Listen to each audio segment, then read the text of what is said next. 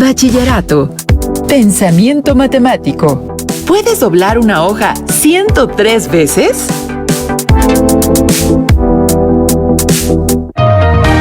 Pues ya es miércoles y es momento de hablar de pensamiento matemático en Jóvenes en TV. Nos encontramos en el Museo Nacional de Antropología ante una pieza colosal y enigmática, el gigante de Tula. Esta pieza fue descubierta por el arqueólogo Jorge Acosta en 1941 en Tula, Hidalgo, y trasladada al museo en el año de 1944. Tiene una altura de 4.6 metros y está ensamblada en 4 partes. Una para las piernas, otra para la cadera, otra para el tórax y otra más para la cabeza. Se cree que es la representación de un guerrero tolteca, ataviado por un tocado de plumas, un pectoral de mariposa o átlate, de ahí que sea llamado Atlantis. Tiene dardos, cuchillo de pedernal y un arma curva. Aunque hay muchas leyendas y creencias acerca de estos gigantes de piedra, para los investigadores del Instituto Nacional de Antropología e Historia, estas esculturas cumplían una función arquitectónica: sostener el techo del importante templo de Tlahuizcalpantecutli, dios del amanecer. Elemental, mi querida Didmara. Y aquí inicia una aventura más de reflexión y conocimiento en Jóvenes en TV. ¡Comenzamos!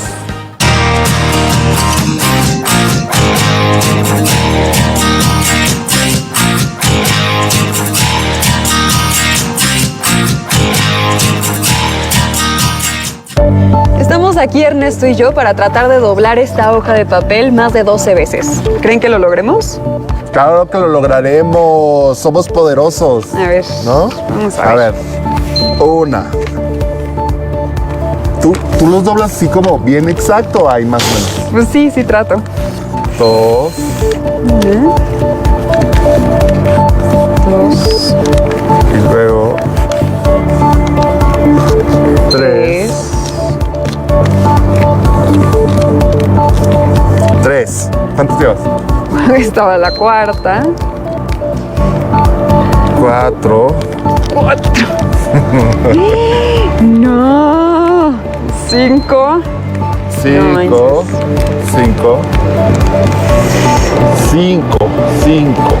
6. No puedo. A ver, con los dientes, espera. Sí. No. 6. Yo creo que con los tenis, ¿no? Mira. Así. No. Ya el 7 es imposible. Fracaso total, ¿eh? Yo no puedo. Sí, no. A ver. Ya el 7 es Pásame la imposible. regla y hay que medir esta criatura. A ver. Este monstruo. A ver, este monstruo mide de grueso, Jóvenes, como 9 Medio. milímetros. Sí, 9 milímetros. Sí, ese también. Sí. A ver, tú. ¿Cuántos lo lograste doblar? Yo lo logré doblar 6 veces. ¿Tú? Sí, yo también. Sí, 9. A ver, espérate. No, menos. Y eso que el papel es súper delgadito, ¿no? Bueno, el papel que se usa para hacer origami es bastante más delgado. A lo mejor si usamos ese papel podemos doblarlo más. Puede ser, ¿eh? Pero no creo que cambie muchísimo la cosa. ¿Notaste que cada vez que doblábamos nosotros la hoja, como que el espesor aumentaba? Sí, elemental. Es el poder del 2. Perfecto. También lo noté, pero ahorita vamos a volver con eso. Yo creo que uno de los factores que intervienen en esto es que el papel es muy pequeño y se vuelve muy complicado manipularlo.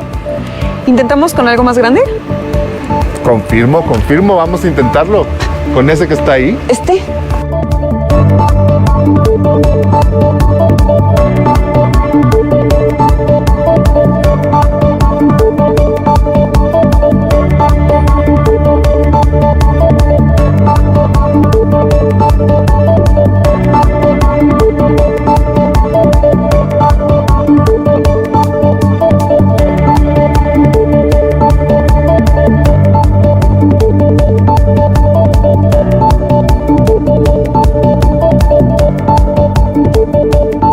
Ahí está. Ahí. Sí, como 3 centímetros. 3 centímetros. 3 centímetros. Bueno, ahora vamos a intentarlo con papel de baño porque es bastante más delgado. Vamos Ok. a ver cuántos dobleces logramos hacer. Ok. Venga.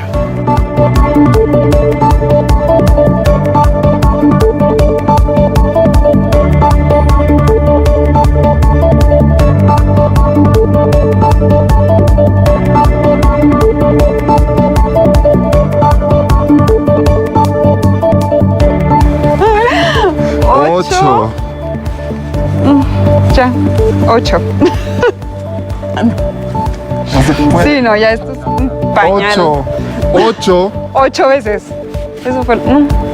8 ¡Qué veces. increíble! O sea, Britney 12, nosotros 8 con el papel sanitario. sí, no. Nuestro engendro de papel mide 3 centímetros y lo doblamos 7 veces.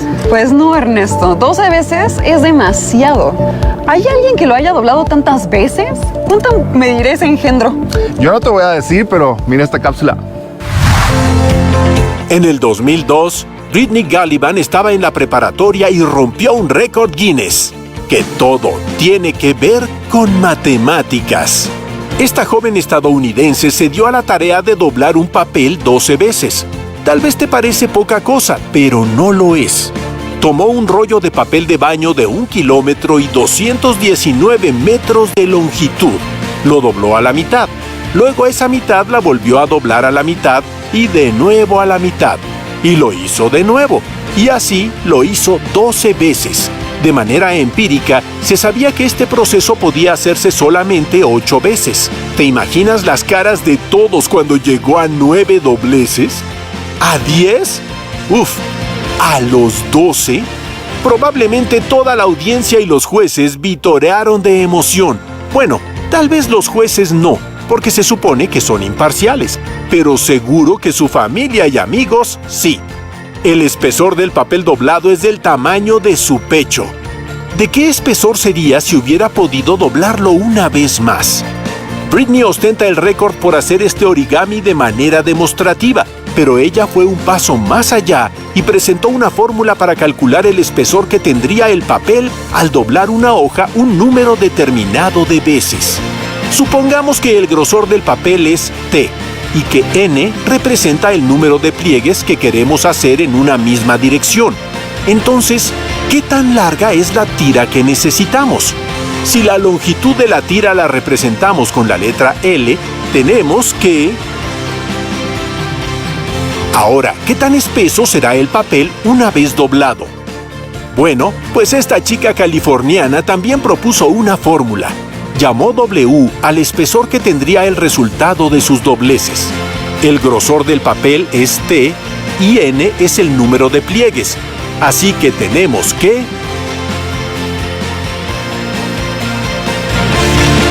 Tengo que advertirte que estas fórmulas funcionan perfectamente para tiras de papel, pero no sirven para los papeles cuadrados. Este récord todavía no se ha roto.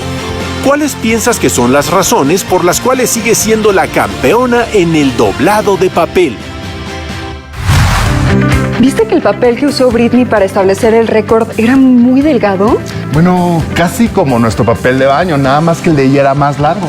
Por eso nosotros tuvimos un límite muy pronto, ¿no? ¿Tendrá que ver eso? ¿Cuántos grosores de papel habrá? ¿Para qué se usan los diferentes tipos de papel? ¿Existirá un papel más delgado que el del origami? Ya sé qué preguntarle, ¿vamos? Vamos. Vamos. El día de hoy tenemos como invitado a Fernando Mena Arellano, que es director de Publigraphic. Hola Fernando, buenas tardes. Hola, ¿qué tal? Buenas tardes. Gracias por aceptar la entrevista. No, gracias a ustedes por invitarme. Hoy estamos hablando acerca del papel y nos gustaría que pudieras explicarnos por qué se crearon diferentes grosores para el papel y en qué se utiliza cada uno. Mira, fíjate que nosotros, bueno, me voy a presentar un poquito. Nosotros somos impresores tenemos más de 30 años en el negocio de las artes gráficas. Existe un sistema que es flexografía y es offset. En el caso del offset, hablando un poquito de los libros, existe el material bond y el material couché. En el caso de los grosores del material, se utilizan para distintos tipos de usos y distintos tipos de materiales como libros, revistas, folletos, pósters, y ahí es donde empieza un poquito el tema del grosor del material, dependiendo las aplicaciones que vayamos a utilizar. El tema, podemos hablar desde grosores desde 50 gramos hasta 150 gramos en un libro, ¿no? Los convencionales, normalmente un libro para la SEP, por decir algo, son materiales normalmente entre 75 gramos y 90 gramos. Eso es lo que más o menos se ocupa dentro del medio del libro, del texto gratuito, ¿no? Ah, ok. ¿Ese podría decirse que es la medida estándar, el grosor estándar? Es una medida estándar para el libro, porque por ejemplo para revista puede ser 90 gramos, puede ser 135 gramos, dependiendo del tipo de diseño y modelo de la revista o del libro o del folleto que se quiera utilizar, ¿no? De hecho, los grosores se dan en base, ahora sí que al diseño del producto. Ok. Y dentro de la industria del libro, ¿cuál ha sido el grosor más delgado que has ocupado y cuál ha sido el más grueso? ¿Para qué los has utilizado? Un gramaje muy delgado, por ejemplo, que es una Biblia, se utilizan 50 gramos. Es súper delgadito, ¿no? Por ejemplo, un libro de texto gratuito anda entre 75 y 90 gramos y, por ejemplo, ya una enciclopedia puede llegar hasta 150 gramos, ¿no? O sea, un material muy, muy grueso. Y es importante, supongo, que considerar el grosor del papel a la hora de imprimir, ¿no? ¿Qué implicaciones tiene? Mira, como tú sabrás, hay materiales que se utilizan en diferentes ámbitos. Por ejemplo, el papel bond se utiliza normalmente para un libro de texto gratuito. Hoy en día, por ejemplo, hay los papeles satinados, tienen kaolín, y ese material lo que tiene se utiliza mucho para la revista, que son papeles brillantes o mates, pero son más lisos, ¿no? El papel bond es más absorbente y tiene una mayor porosidad, ¿no? Como tal. Okay. ¿Y se puede saber cuántas micras mide de ancho cada gramaje? Bueno, fíjate que normalmente en México se utilizan, son gramos por metro cuadrado. Y las medidas estándares por ejemplo, para libros, para la parte editorial, 57 por 87 son 8 cartas y 70 por 95 son 8 oficios.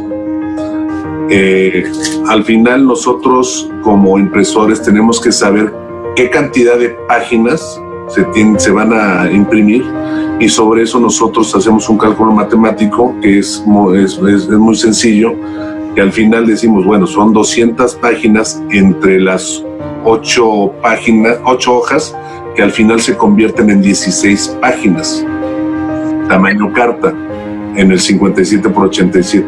En el 70 por 95 es el mismo caso, pero son oficios. Siempre las medidas para la parte editorial son estándares, 57 por 87 tamaño carta, 70 por 95 tamaño oficio. Siempre es muy común esa medida, o en máquinas rotativas en rollo. Puede haber las dos, los materiales existen en las dos versiones, ¿no? Tanto en papel extendido como en bobina. Oh, ok. Pero también, bueno, me refería un poco al ancho al grueso del papel. Ok, el grueso del papel depende de la aplicación. Si es un libro de texto gratuito, serán 75 gramos en un papel bond o 90 gramos. Ahí depende de la requisición del propio cliente, ¿no? Cómo lo quiere poner, si un poco más delgado, un poco más grueso. Eso es cuestión de diseño. Ok. ¿Y ustedes han hecho libros para otros países? ¿Los han tenido que hacer para entregar a otros países? Sí, exportamos libros para diferentes editoriales. Hemos exportado tanto para Europa, en particular España, y a Latinoamérica, pues desde Colombia, Venezuela, Ecuador, sí, a varios países. ¡Wow! ¡Qué increíble! Oye, y el día de hoy tenemos una pregunta que nos gustaría compartirles a ustedes. ¿Cuál es la mayor distancia que has caminado sin parar, o sea, de manera continua? Bueno, yo no soy muy atleta, que digamos, pero yo creo que en toda mi vida a lo mejor 2 kilómetros sin parar. Uh-huh. y complicado, ¿eh? Pero yo creo que ha sido mi distancia máxima. Es bastante, está bien. Pues muchas gracias por esta entrevista, de verdad. Creo que conocer sobre el papel es también todo un arte. Muchas gracias por esta entrevista. No, al contrario, muchas gracias a ustedes. Y bueno, continuamos con esto que es Jóvenes en TV. Ok, bueno, Definitivamente el grosor del papel importa, pero hay límites. Tampoco es que influya tanto. Entonces, ¿de qué dependerá la imposibilidad para romper el récord? O sea, en términos generales se puede romper. Yo sé. Eso que estás diciendo yo lo sé. Te lo voy a explicar, mira. ¿Sí? A ver. Va, mira, fíjate. Supongamos que la fórmula de Britney es correcta. Entonces se puede calcular de manera pues, relativamente fácil el espesor que va teniendo el bulto de papel en cada doblez, ¿cierto? Ok, sí, check. Ok. Ahora supongamos que el grueso de papel es de 1/10 de milímetro, ya que es el grueso que utilizamos de las hojas cuando vamos a imprimir o vamos a la escuela, ¿correcto? Ok, sí, buena Bueno, te suposición. voy a seguir explicando. Venga. Como lo experimentamos en carne propia, el crecimiento del espesor del papel es exponencial. Es decir, mira, al inicio el espesor es 1, pero al primer doblez el espesor se duplica. Y si lo volvemos a doblar, pues se duplica otra vez. Entonces, qué rápido crece este monstruito, ¿no? Sí, se alimenta rápido. Cuando pasamos de la hoja al pliego de papel, la cosa creció bastante. Así es. Mira, tiene base 2 y crece exponencialmente. Usando la fórmula de Britney en 23 pliegues y con el grosor del papel estándar, el espesor sería de 1 kilómetro. ¿Puedes creerlo? 1 kilómetro. ¡Wow! Sí, el monstruito crece y crece. A ver, déjame hacer cuentas a mí. Para 30 pliegues... ¿What? Para 30 pliegues el espesor sería de 100 kilómetros de altura. Sí. Es enorme. Un montón. Además, no solo eso, sino cómo doblamos semejante pedazo de papel. Elemental, mi querida Saltamontes, elemental. Creo que ya estás mezclando raro lo de elemental con Saltamontes, ¿no? Tal vez soy súper distraído, perdón. Pero la cosa importante que te quería decir es que se pueden hacer cálculos de cuánta energía se necesitaría para doblar el papel. Pero mira, hay otras cosas que te quiero platicar, siéntate. A ver. Y de cuánta masa también se necesita para hacer una hoja de papel de este tamaño. Okay. Y de ahí salen un montón de preguntas como, ¿es posible hacer un pliego de papel de este tamaño? ¿Cuántos árboles se necesitan? ¿Cuánta agua? ¿Qué tamaño debería tener? ¿Qué máquina podría hacerlo? O sea, me duele la cabeza. Ernesto, relájate, te estresas tú solo. Entonces, básicamente es imposible doblar un pliego de papel 103 veces, ¿no? Básicamente sí. Ya dijimos que si doblamos 30 veces, ya estaríamos en el espacio, a 100 kilómetros de altura. Si acaso pudiéramos llegar a los 42 pliegues, ¡pum!, la luna.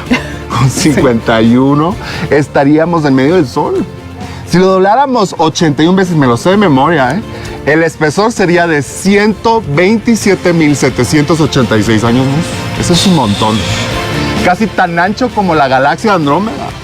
A los 90 pliegues, el espesor sería de 130.8 millones de años luz. O sea, esta medida es mayor a lo que mide el supercúmulo de Virgo, que se estima en 110 millones de años luz. Finalmente, a los 103 dobleces, el espesor sería igual al espesor del universo observable, que se estima en 93 mil millones de años luz de diámetro, imagínate. No, y ahora, ¿quién crees que le punza la vena de la cabeza? Mira, para que te relajes y hablemos de verdaderas distancias astronómicas, te invito a que veamos este video. El día de hoy tenemos como invitado a Rafael Costero, que es astrónomo del Instituto de Astronomía de la UNAM. Hola Rafael, mucho gusto. Hola, ¿qué tal? Qué gusto verlos. Gracias por aceptar la entrevista. Pues bueno, empecemos con esto. ¿Nos podrías platicar de cómo se miden las distancias en la astronomía? Yo creo que es uno de los dos problemas fundamentales de la astronomía, medir distancias. Todo está tan endemoniadamente lejos que es muy difícil.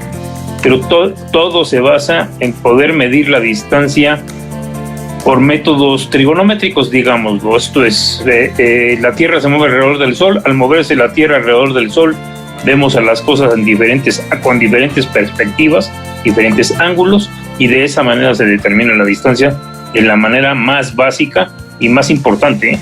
Es importantísima esa manera de determinar la distancia. Por cierto, es la prueba más fuerte de que la Tierra se mueve alrededor del Sol. Qué increíble. ¿Y hay alguna, ya se tiene el cálculo obviamente, cuál es la distancia entre el Sol y la Tierra y la Luna y la Tierra? Sí. La distancia entre la Luna y la Tierra se conocía desde hace tiempo, pero del Sol a la Tierra tardó muchísimo en conocerse, pues es muy difícil de medir, y eso pues que estamos aquí al ladito, ¿no? La distancia de la Tierra a la Luna es algo así como 3.000 en promedio, porque la órbita es elíptica, en promedio es como 384.000 kilómetros, y al Sol es 150 millones de kilómetros más o menos. Wow. ¿Y podrías explicarnos qué es un año luz y un parsec? Sí. Un año luz es la distancia que recorre la luz en un año, durante un año. Para dar una idea, la distancia al Sol es aproximadamente 8 minutos luz. Esto es, la luz del Sol a nosotros tarda 8 minutos en llegarnos, y pues para darles una idea, la luz de la estrella más cercana a nosotros tarda algo así como 4 años en llegar a nosotros. Y eso está a 300.000 kilómetros por segundo. Cada segundo se recorren 300.000 kilómetros.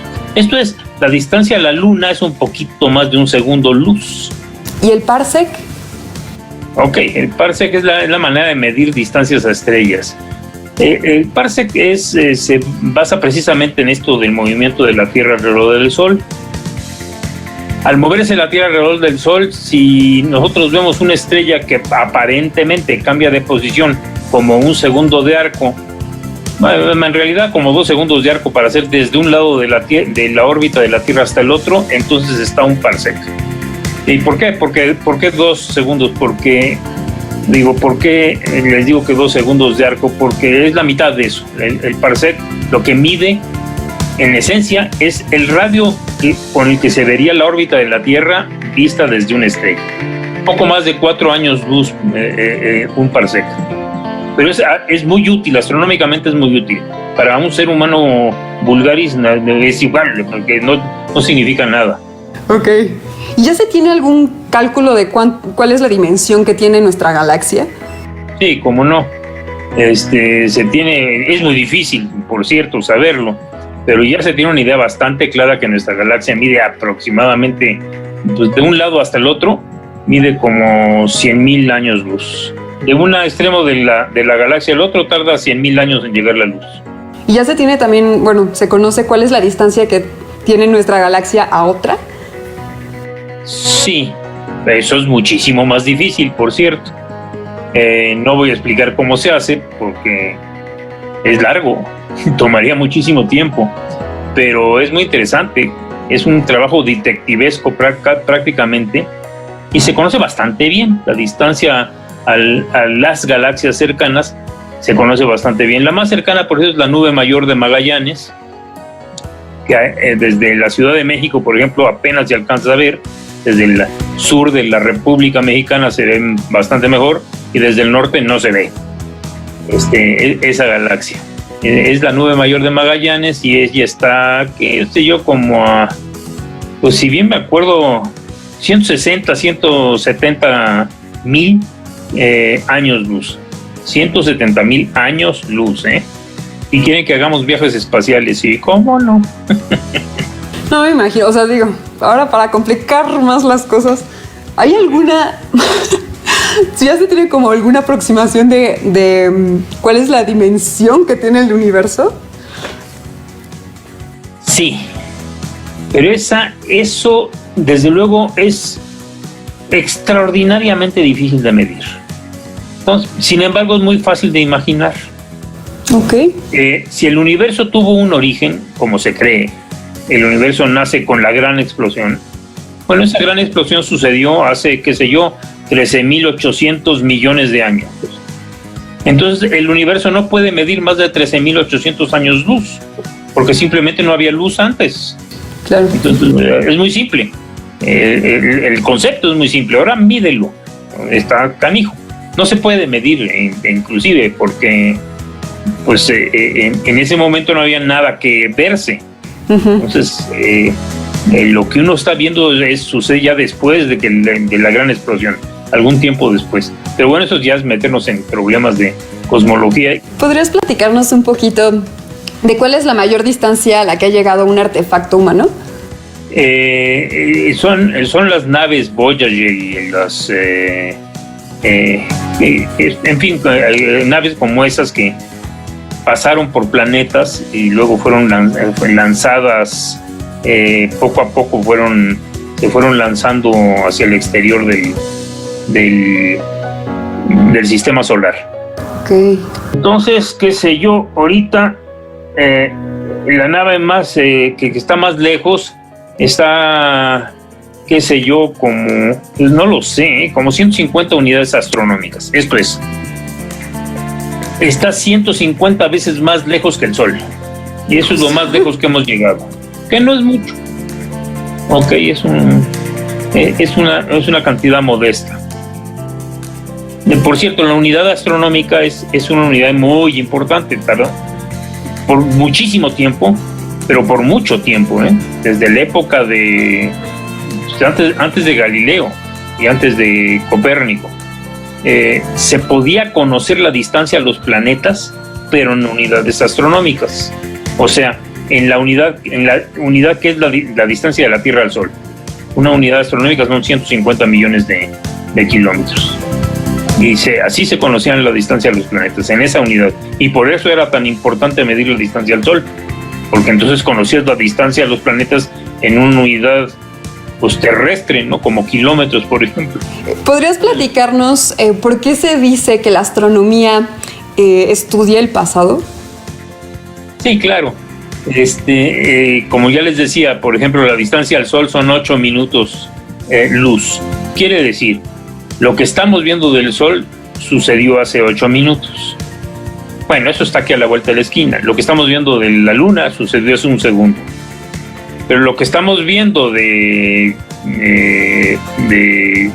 qué sé yo, de la nube mayor de Magallanes, por ejemplo, pues sucedió hace 380 y tantos, qué sé yo, como 362,000 años luz, 362,000 años, hace 362,000 años.